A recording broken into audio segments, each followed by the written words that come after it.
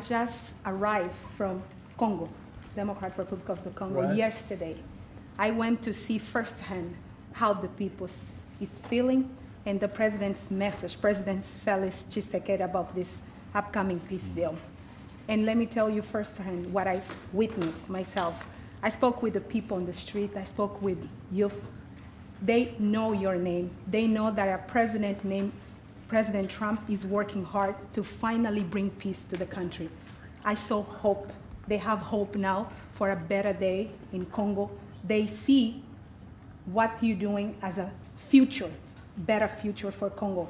And I had opportunity to sit down with President Felix Tshisekedi for an interview because I want to understand his mind, what he's thinking, his feeling about everything that your administration is doing. And he told me firsthand that for many years, many American presidents overlooked this conflict. They didn't do nothing. Even myself, I covered President Biden's administration. I pressed many times about this conflict. People are dying in Congo. This country has so much potential, but they need help because this war is destroying the country. That's right. They never gave me any answer.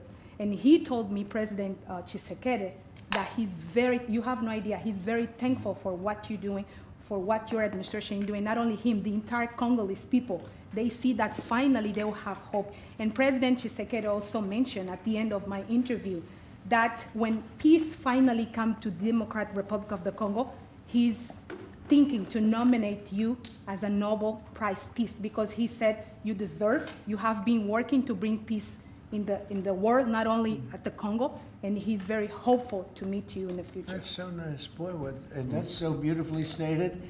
And Caroline said, number one, she did say, and I shouldn't say this because it's politically incorrect, she said, she's beautiful, and you are beautiful. Okay? I'm not allowed to say that, that could be the end of my political career, but I say it anyway. But you are beautiful, and you're beautiful inside. So I wish I had more reporters like you. So you covered Africa for a long time? Yes, for over 10 years. Wow.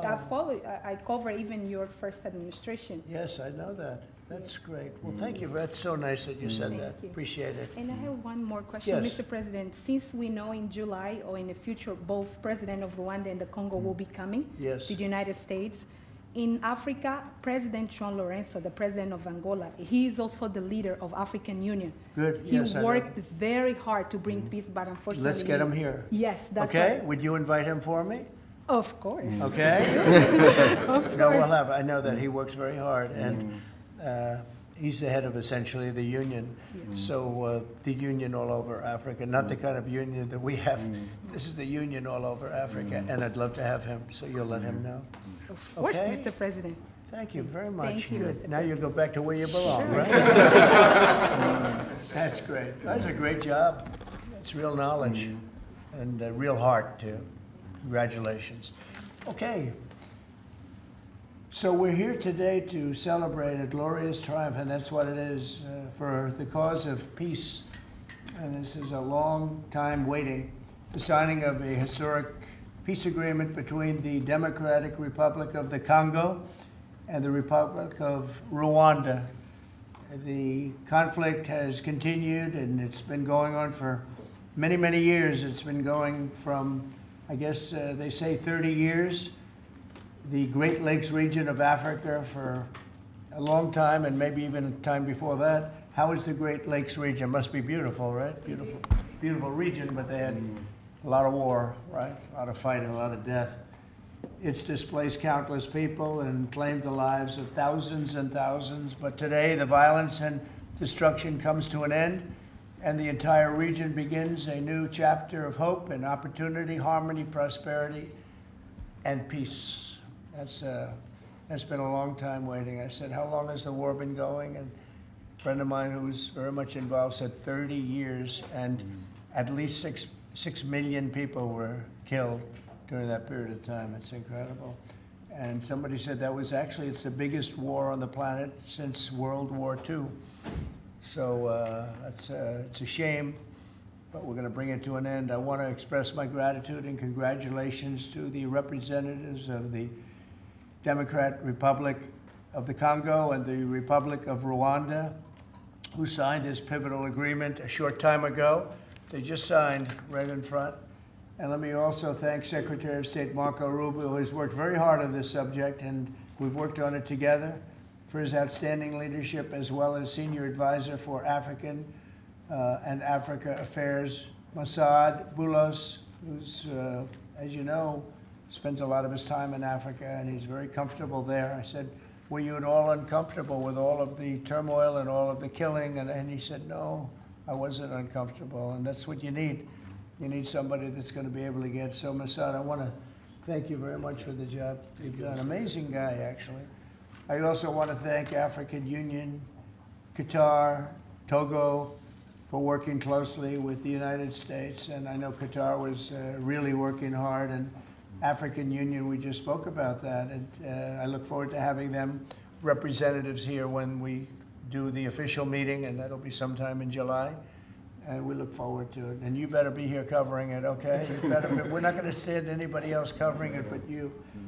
But this is a tremendous breakthrough. In a few short months, we've now achieved peace between India and Pakistan, Israel and Iran, and the DRC and Rwanda, and a couple of others also. Serbia, you know, was they were getting ready to go to war with a group I won't even mention because it didn't happen. We were able to stop it, but I have a friend in Serbia, and they said we're going to go to war again, and I won't mention that it's Kosovo, but it's Kosovo.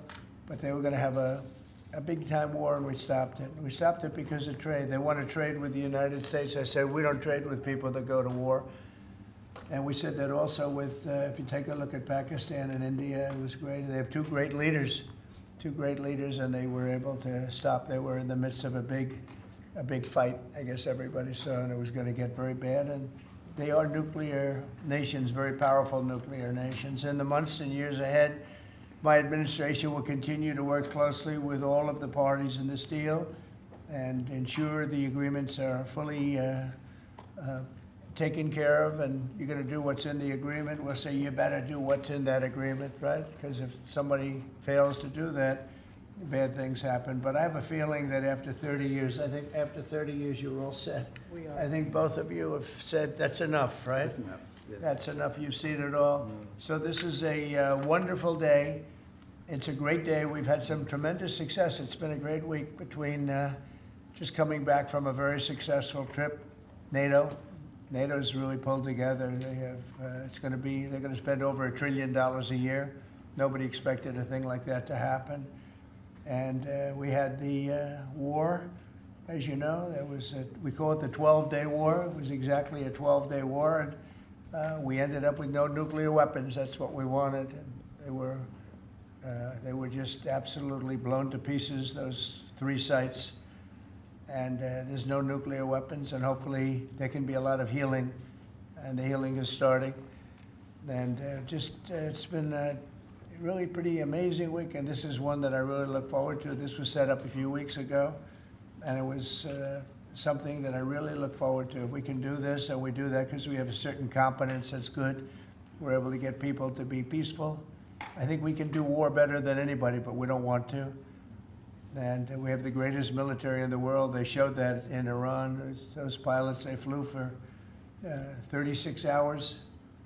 And think of that, and they hit their target. The size of this desk, half the size of this desk, from about 52,000 feet in the dark of night with no moon, 0 moon. They wanted it that way. Can you believe it?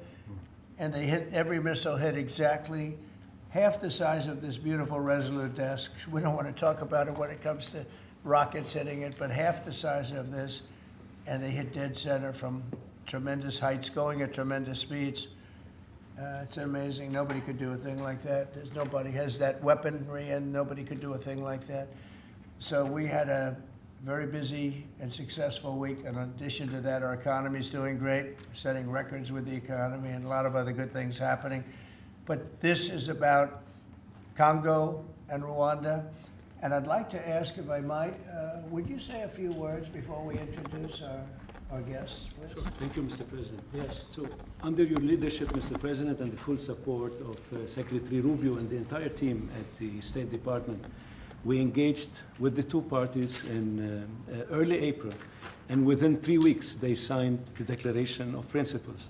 And now within about 2 months from that, we have signed today the final, this is actually the final peace agreement. You know, many people were wondering if this is preliminary. No, this is the actual final peace agreement that they've signed today.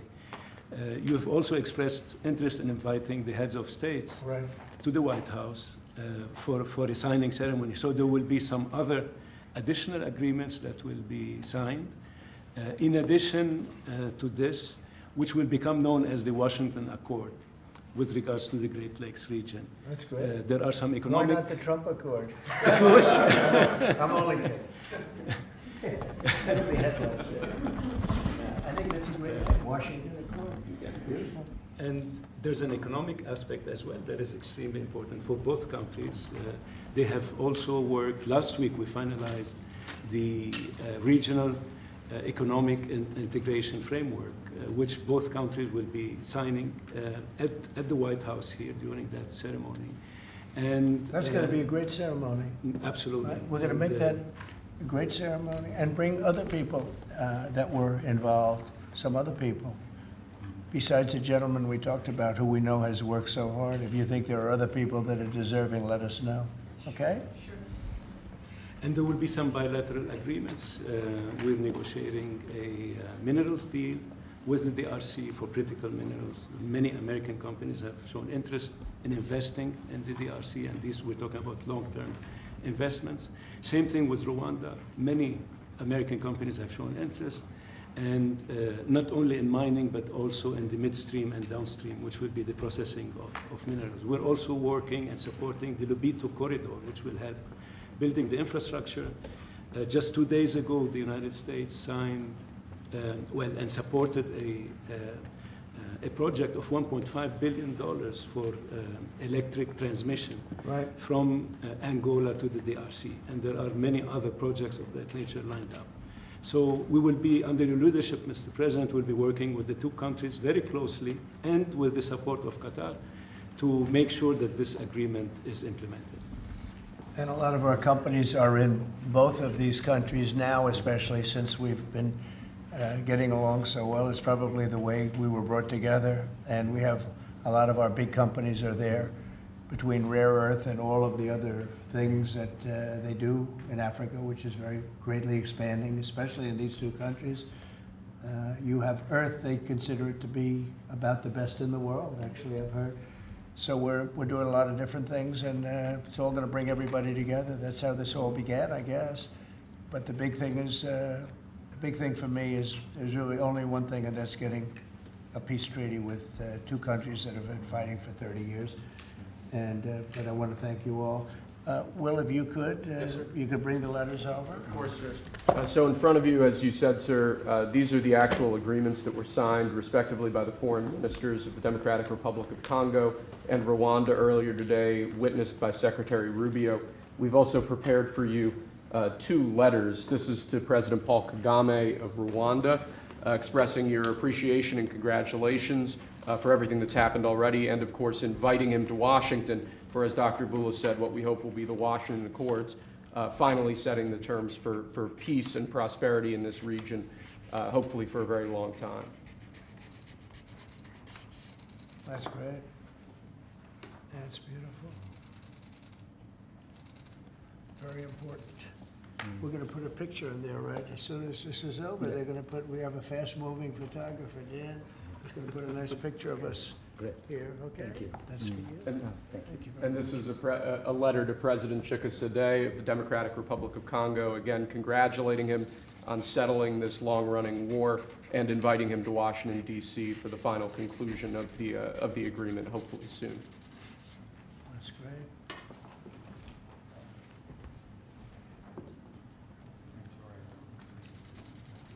Nice, right? You take that pen. Thank you very much. Okay. So I'd like to ask JD to say a few words, our great Vice President, and then Marco, and go ahead. Great. Well, first, let me welcome the foreign ministers of Rwanda and Congo. It's great to have you in the Oval Office. And second, let me say congratulations to the President, to Secretary Rubio, the entire team. I think for the people of these two countries, they should know that the United States is committed to the pathway of peace. But to my fellow Americans, this is really a celebratory moment. This is a big moment for our country because under the President's leadership, we've taken what was 30 years of killing and war, the worst war in terms of death count since World War II, and now we're on a pathway to peace. And so if I think about what I know about these two countries, for 30 years, pretty much the entire time that I can remember these two countries being in the news, much of the story has been about them fighting one another, about them killing one another. And now we can look forward to a future where my children will look at this moment as the beginning of a new story, a story of prosperity and of peace. So thanks to the President, congratulations to the entire team, and to my fellow Americans, we should all be really proud because it's amazing what active presidential leadership can accomplish when it's geared towards peace and prosperity. And that's what we have in the Oval Office right now. So great job, sir. Thank you very much, JB and Marco. And then we're going to ask the two principals to speak. Yes, sir. Mr. President, first of all, thank you. When I first came on this job a few months ago, you made it very clear that one of the priority of this administration under your leadership was going to be the pursuit of peace. And from day one, whether it's been in Ukraine and Russia, whether it's been Pakistan, India, whether it's been Iran and Israel, and in the continent of Africa, your priority's been on peace. And today we see this come to fruition. It's sad. Wars get a lot more attention than peace. But peace is harder than war, a lot harder. And I want to congratulate both of the leaders here and their respective presidents for choosing the harder path, which is often peace, than the easier path, which sometimes is war, as costly and as bloody as it may be. And I echo the Vice President's statements, and that is that Americans should be very proud that the #1 voice for peace in the world today is our president, your president. And so thank you, President Trump. And I want to, again, recognize Dr. Boulos and the work he's put into this from day one. He's really put a lot of time and effort, and as our friends from the respective countries can share with us. And last point, I do want to thank, you've done this already, but the African Union, Togo, and Qatar, who have been extraordinary partners and whose help we're going to need to continue to receive in order to bring all this to fruition. So congratulations to both of you, and thank you, Mr. President. Thank you. Great job you've done. Do you want to start? Either way, would you like to start? Ladies first, maybe. Okay. Thank you so much. Thank you very much. Thank you so much, Mr. President, for having us here. I think I can summarize my contribution in 3 main points. First of all, thank you and congratulations indeed for this remarkable milestone, which is putting an end to 30 years of conflict and of suffering, and which is redefining the perspectives that millions of Congolese and of citizens of the greater Great Lakes region will have. The second point is stay committed, stay on board. We need the United States to make sure that this agreement holds and that you hold us accountable. And the third point is, if you stay on board, I think there are so many perspectives that we can transform our partnerships through and that can usher in an era of prosperity, of growth, and of shared bilateral relationships that go well beyond the challenges that we've shared together, and that can at least, or finally, focus on the potential and of the wealth that we can share. So again, our heartfelt gratitude to you on my behalf, but more importantly, on behalf of the people of the Democratic Republic of Congo. Thank you so much. Beautifully spoken, and I look forward to seeing your leader. They will, highly respected person, as you know. Indeed. Highly respected all over the world, but in Africa in particular. So sometime in July, we'll do something, big ceremony. We look forward to it. Thank you so very much. Please. Thank you very much, Mr. President. This is indeed a historical day because it's the signing of a peace agreement between Congo and Rwanda to end a conflict that has been going on for 30 years. And there has been many mediation, facilitation in the past, but none of them succeeded. And we believe that it's because of your leadership and your steadfast commitment to this process, with also a new approach of economic integration, regional economic integration, which is important to allow Rwanda and DRC working together, because this is a very rich region with cross-border trade, with minerals, with natural wealth. So with the US standing side by side with Rwanda and DRC, we believe that we will achieve a long-time peace. And we also believe that, as my colleague from DRC stated, it's important for the United States to stay committed, because today we signed But now we need to implement what we have signed in order to open this new era you were talking about of prosperity, so that we can reap the economic dividend of peace. So for this economic integration framework to be implemented, it's important for the US to accompany the parties to implement what we have signed, because in the past we have signed so many agreements that were not implemented. And we are really, we believe that with your leadership, with the involvement of the United States administration, we will reach that goal. So thank you very much, Mr. President. Well, this will happen, definitely. I can reach over. Do you want to just press them over to me? Let me have them. And I just wanted to give you each. These are your signed agreements.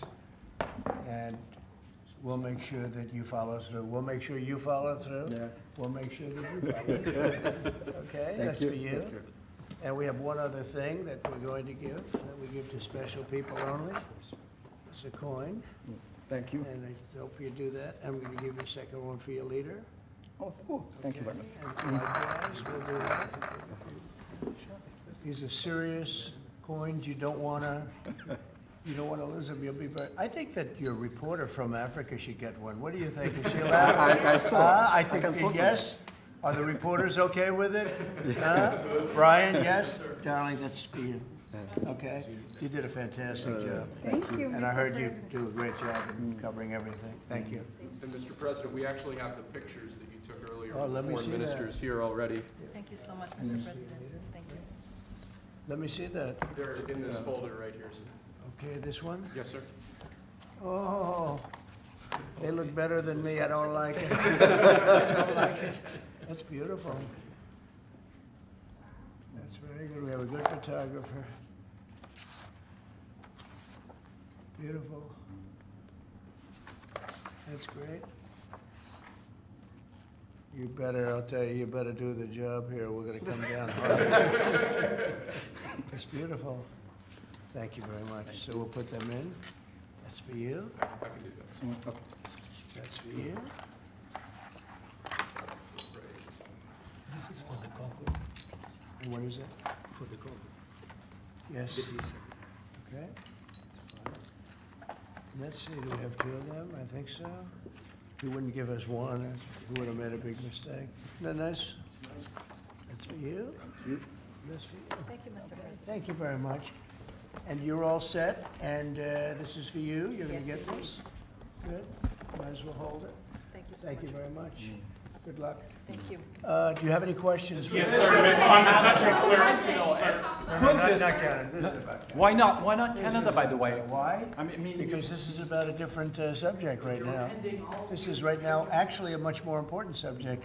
We just ended a war that was going on for 30 years where 6 million people died. So don't ask me a trade question on Canada. Mr. President, Kara Castronova from Lindell TV. Now that your administration, and congratulations, has secured peace in Africa to a bloody, horrific war that's gone on for decades and no other president could do it, do you think the mainstream media will finally... I love her, I'm telling you. No other, but you're right, no other president could do it. They tried and they didn't even try, I don't think. tried hard. I actually don't think they tried. Do you think Biden tried? He didn't know he was alive. Do you think the Go ahead. mainstream media will finally give you credit where credit is due? No, the media will never give me credit, but the people give me credit. That's why I'm here. The people didn't give me, that's why we're here in a landslide. We got all 7 states. We won the popular vote.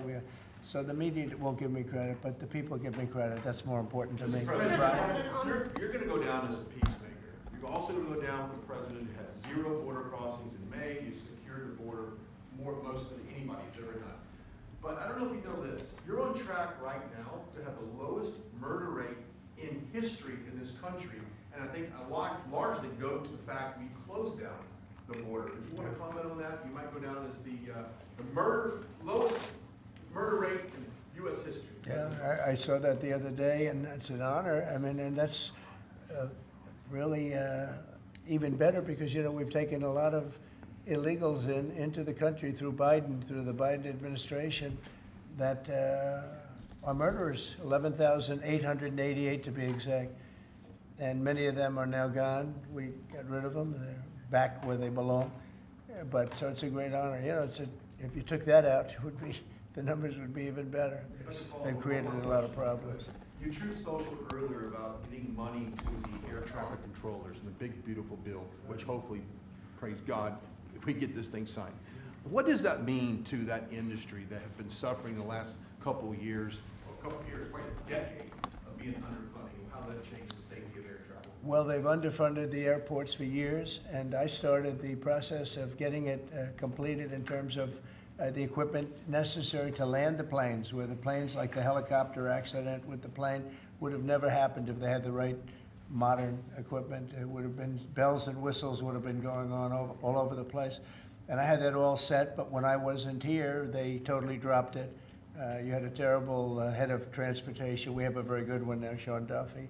But you had Buttigieg, and he didn't know a damn thing. He'd ride to work on his bicycle. He didn't know what the hell was going on. He was terrible. So he totally dropped that. It was a project that should have happened, and I was all set. But we had a very sad experience with the voting, and so we didn't get to do that. But now I'm doing it, and we're going to have a great system. And it's funded partially by the bill. It's the initial funding is by the bill, and then it gets to be funded. The rest of it comes a little bit later as we build it out. But we're going to build out the best in the world. We have the best companies in the world. A couple of countries have very good systems. In fact, I noticed when I was landing, my pilot often would use the system of another country, and I said, "What are you doing that for?" He said, "The United States system is so bad." So we have the best companies that do that in the world bidding.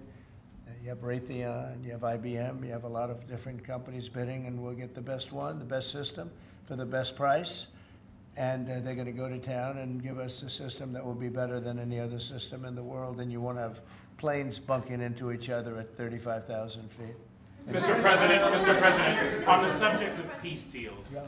how close are you and your administration to a deal in terms of Gaza, a ceasefire right now? Often asked, and I think it's close. I just spoke with some of the people involved. It's a terrible situation that's going Gaza, he's asking about. And we think within the next week we're going to get a ceasefire. And we're supplying, as you know, a lot of money and a lot of food to that area because we have to. I mean, you have to. We're, in theory, not involved in it, but we're involved because people are dying. And I look at those crowds of people that have no food, no anything, and, you know, we're the ones that are getting it there. Some of it's being taken by some bad people, you know, once you give it and you give it out, and they're supposed to be taking care of the people, and they end up stealing the food and selling it. But we have a pretty good system now, but so we're helping with that. You see the lines of people that just get one meal, essentially. But it's too bad. Other countries aren't helping out. Nobody's helping out. We're doing that because I think we have to on a humanitarian basis. Like this, we didn't have to get involved in Africa, but we did because we thought it was, I mean, I've been reading, like J.D. said, he's, you know, from much of his life, he's been just seeing this, about this brutal war. And it actually got a lot of publicity because of the level of brutality, right? It was, nobody's ever seen anything like it. And to be involved in that, I mean, I consider this the most important of my conferences today. We just had a great Supreme Court victory today, and everybody would say that was big, but, you know, we're talking about saving thousands and probably millions of lives here. This is more important than anything. So it's great, but we're working on Gaza, trying to get it taken care of. And again, you know, a lot of food has been sent there. And other countries throughout the world should be helping also. And on another conflict that I know you've been working on, sir, is it true that you have reached out with a letter to North Korea's Kim Jong-un? Well, if there is a conflict, I get along with him very, very well, and we'll get the conflict solved with North Korea.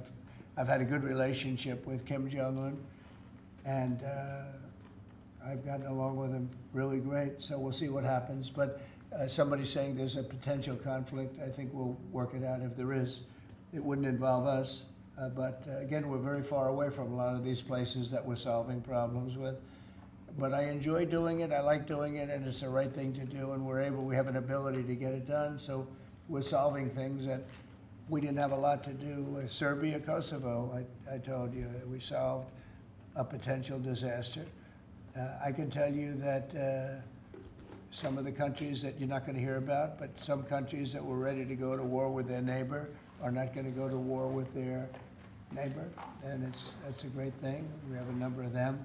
But I'm very happy about India and Pakistan because they actually have nuclear weapons. You know, when you talk about Iran, they were trying to get it, but India has nuclear weapons, Pakistan has nuclear weapons, high-level nuclear weapons both, and getting that solved was really great. We did it through trade, so it was a great thing. Mr. President, when it comes to nuclear weapons, Mr. President, are you concerned that the Iranians may have some enriched uranium at Pickaxe Mountain? No. The last thing they're thinking about right now is enriched uranium. They're not thinking about what they want to do is they want to get back to life, and they do want to meet me, and we'll do that quickly. We're going to do it quickly. We'll have a meeting. They said this morning that they don't want to meet with the U.S. Were they telling Well, you they something may- different in private? They may say that to you. Don't you think they want to meet me? Don't you think we have sanctions on there that they can't do anything? Wouldn't you think that they want to meet me? I mean, they're not stupid people, but they went through a lot, and they suffered, and so did Israel. Israel suffered greatly.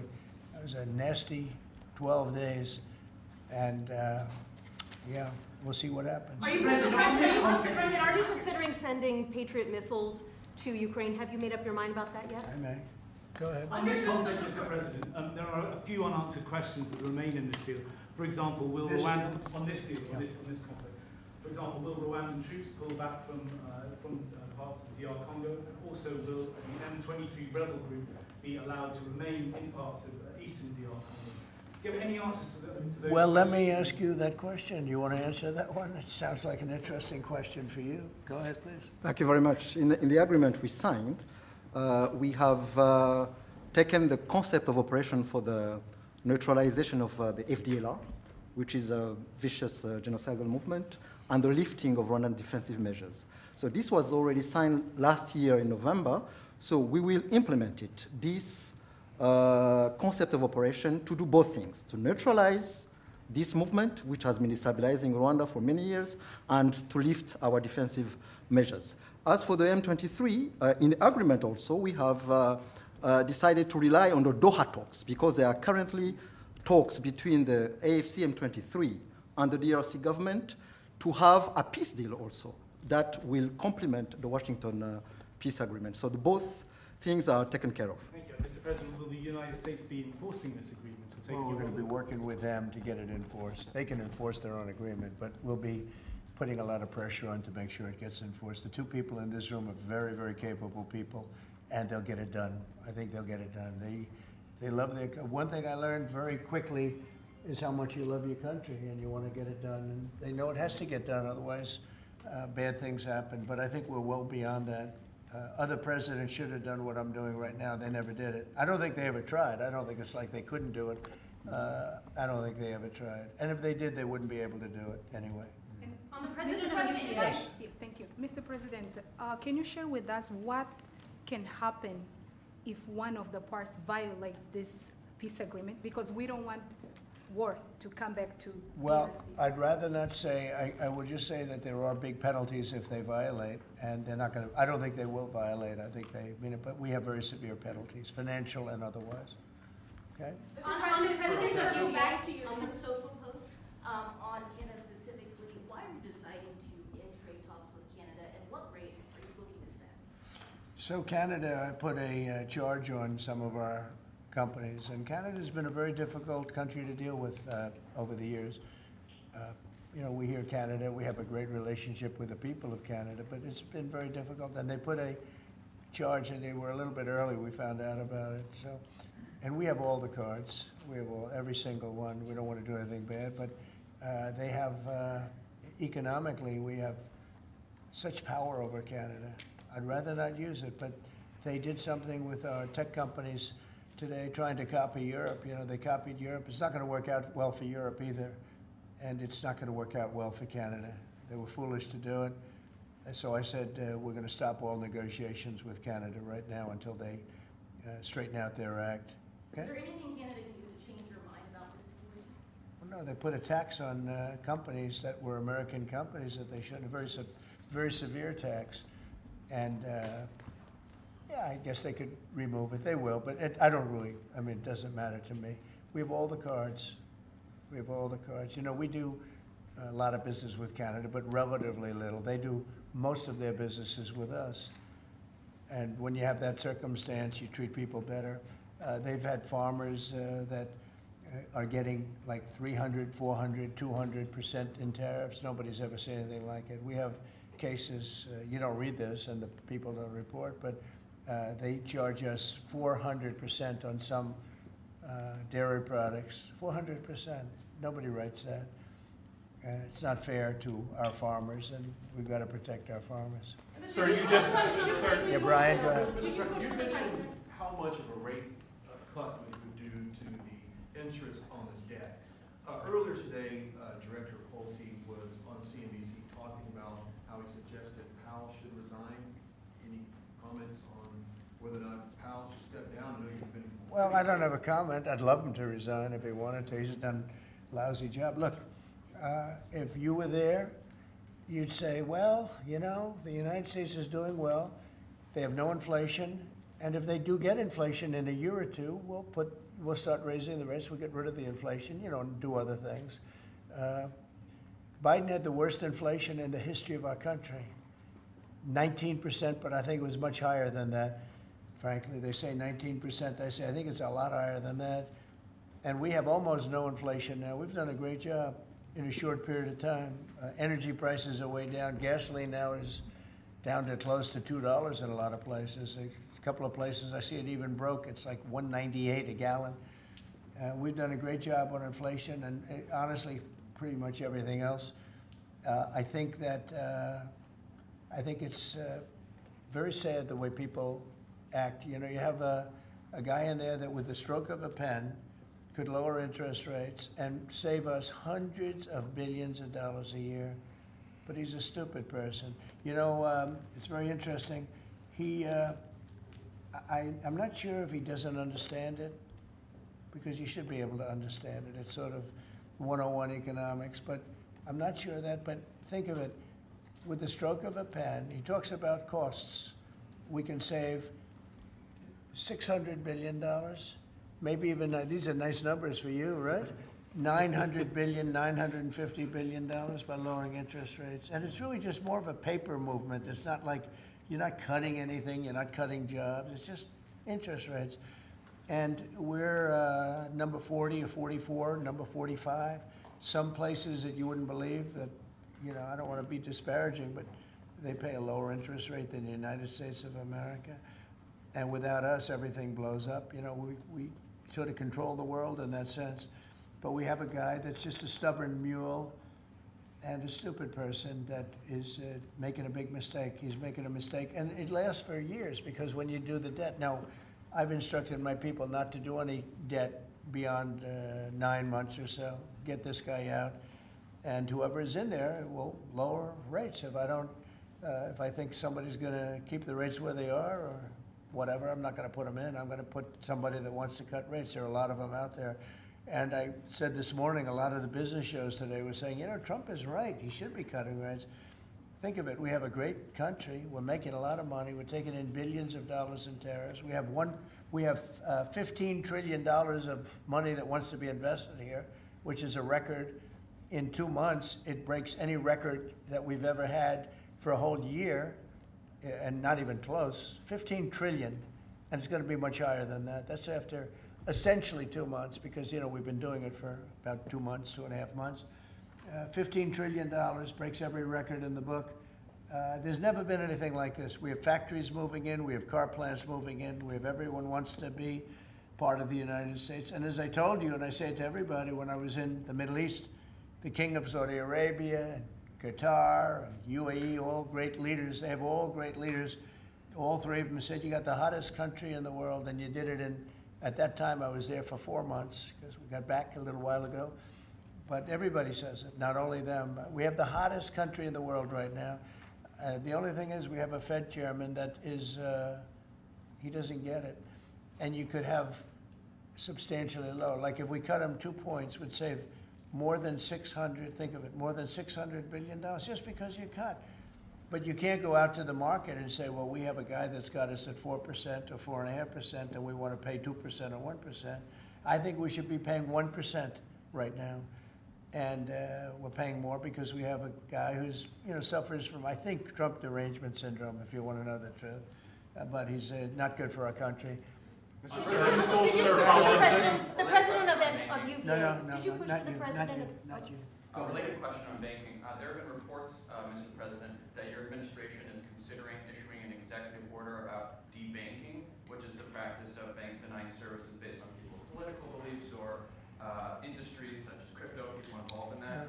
Would you be open or interested to sign such an executive order targeting debanking, and what might Well, I that think look like? the debankers, I think that banks, I can tell you because I've been a victim myself, because of my politics, that big banks were very nasty to us. And I actually think it was Biden's people that told them to be, because the one group of people that banks are afraid of are the regulators. They are petrified of the regulators. And I've seen the biggest banker. I can tell you, you see him on television all the time. If a regulator walked into the room, he gets all nervous and crazy. They're afraid of the regulators. And if the Biden people order the banks to be virtually closed, they can do anything they want. The regulators control the banks. It's not the president of the bank. The president of the bank is far less important to a bank than a regulator. And a regulator can put that bank out of business, just like bad prosecutors are very dangerous. We had a couple. I had deranged Jack Smith and some others. And we kicked their ass, but it was, it's a tough kind of a situation. Prosecutors are very dangerous. A great prosecutor is an amazing asset for a country, but a corrupt prosecutor, a bad prosecutor is very bad. Well, the regulators are the same thing, and when they tell the regulator to go and make life impossible for big banks or little banks, they really control it. So there is a lot of debanking, and they call it debanking, call it a lot of different names. Essentially, they make it impossible to do business, and those people are very bad and very dangerous, and they shouldn't be doing it.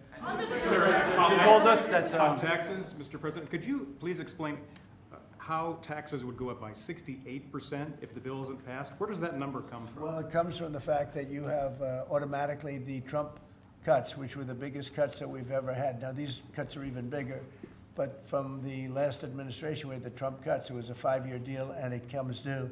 When you add that to the cuts that you already have and other things, it amounts, according to what they tell me, about 68%. That would mean you'd have a tax, so that that the tax cuts that they got, the biggest tax cuts in our history, would immediately go up to that level. And that alone is a big chunk of the 68%. And then you have the other taxes that would accumulate. And they say that you'd have about a 68% tax increase. Sir, you said a moment ago that it won't work out very well for Europe on trade. Does that mean you want to cut off those negotiations as well and just tell them what? No, well, they've been very tough. The European Union was formed in order to take advantage of the United States on trade. That was why they were formed, and they're nasty. They're very nasty. We have a good relationship. I'm dealing with Ursula right now and the group, but it's a very tough situation. They have been unbelievably bad to us. If you look at past precedents, they've treated them very badly. They're being very nice to me because I get it. I know the system, and we have the cards. We have the cards far more than they do, and they have not treated us well, and they're coming to us right now. I said I was going to put on a 50% tariff. As soon as I said that, I put it out on Truth. As soon as I said that, they came to the table. They didn't want to come to the table. My people were telling me, Scott was telling me, and the whole group was telling me that not a good situation. They want to tap it down the line. They don't want to really deal. So I said, we're going to put a 50% tariff on you. And Howard, as you know, was very much involved, Lutnick, Commerce. And he said, they don't want to talk. As soon as I put that on, I was getting calls from them like, can we meet tomorrow? And the problem is they have a lot of very unfair taxes. They have a lot of taxes that you wouldn't put on, and they sue all our companies. They're constantly suing Apple and Google and all of these companies, and they're getting in front of judges that essentially almost work for them. I guess they do work for them, the European Union judges. And they're getting these crazy rewards. Apple was fined $17 billion, and Others are being fined tremendous numbers of dollars. They're nasty people. And I don't want them affecting U.S. companies. I don't want that. If anybody's going to affect a U.S. company, I want it to be us. And if they're going to have to pay a penalty or a fine, let it be to us. So they've done this for a long time, for years, but they're very nasty. The European Union is very nasty, there's no question, but they'll learn not to be so nasty very soon. They know that. They know it's coming. So you told us that Vladimir Putin reached out to you to help you with the Iran crisis. He made some nice statements today. Did you see the statements? Very nice. Vladimir Putin made some very nice statements today. Look, he respects our country again. He didn't respect it a year ago, I can tell you right now. But Putin respects our country. And President Xi of China respects our country. And Kim Jong-un they respect our country again. We were not a country that was respected just a year ago. We had a president that was incompetent. We had bad people circulating around this desk, this beautiful, resolute desk. They had, I guess, evil intentions. You couldn't be that stupid. I mean, they had evil intentions. But the world respects our country again. Thank you very much, everybody. Thank you, Thank you, President. I'll write the story. Thanks, guys. Congratulations. Thank you very much, Mr. President. Keep going. Thanks, guys. Thanks, everybody. Right through here. Thank you. Stay, we're going to do a prayer. Thank you. Thank you. Thanks, guys. Thank you, press.